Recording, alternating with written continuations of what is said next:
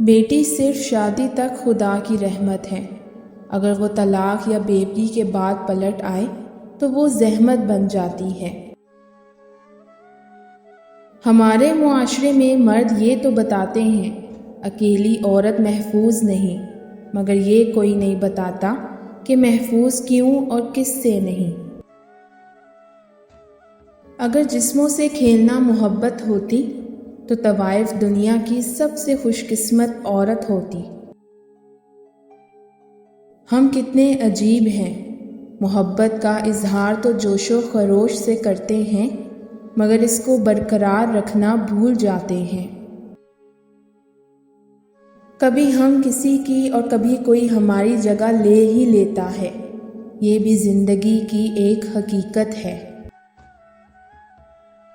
انسان کی ذات سراسر احساس ہے، اور احساس کا ہر ذرہ محبت ہے، پھر محبت کا ہر لمحہ باعث تکمیل ہے۔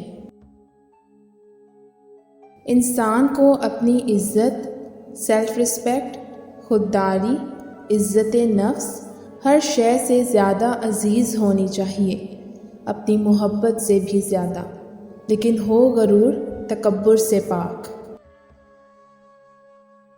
اور پھر زندگیاں اجارنے والوں کو لگتا ہے کہ ان کا حساب نہیں ہوگا۔ عورت ہو یا مرد، محبت میں ایک سے زائد آپشنز رکھنے والے بالآخر گھر کے کونوں میں چھپ چھپ کر روتے ہیں، لہٰذا اپنے جیون ساتھی کے ساتھ وفادار رہیے۔ اپنی محبت کو نکاح سے حلال کرو، ورنہ خوبصورت جسم اچھے داموں میں بھی مل جاتے ہیں۔ وہ مرد عورت کو چھوڑ کر طوائف کی طرف جاتا ہے جو کہتا ہے سب چلتا ہے۔ بہترین زندگی جینے کے لیے اس حقیقت کو تسلیم کرنا پڑتا ہے کہ سب کو سب کچھ نہیں مل سکتا۔